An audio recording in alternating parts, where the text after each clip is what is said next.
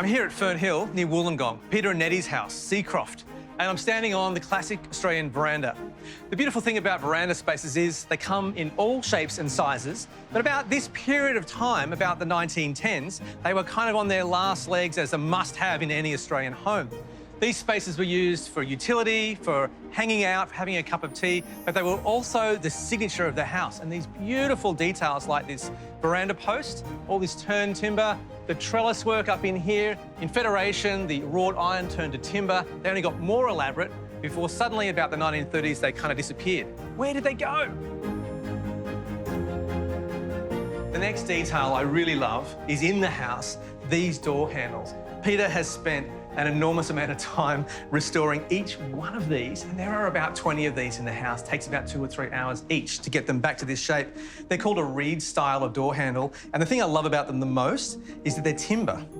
Now, it doesn't seem like much, but where you touch the house is a door handle. So where you actually make contact with the architecture is a really important tactile sensation. So the fact that Peter understood that and spent the time means so much.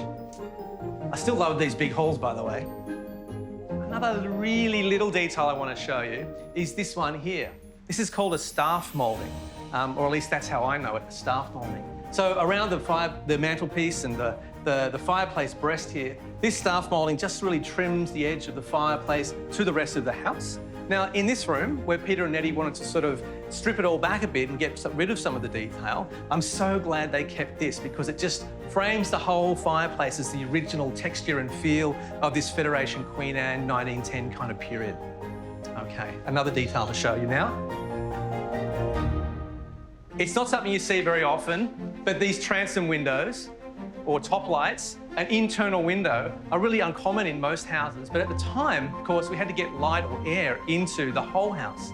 So I love the fact that these have been brought back.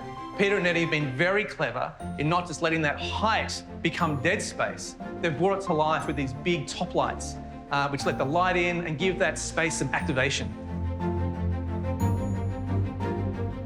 I think we kind of just have to finish at Peter's piece de résistance, the man shed.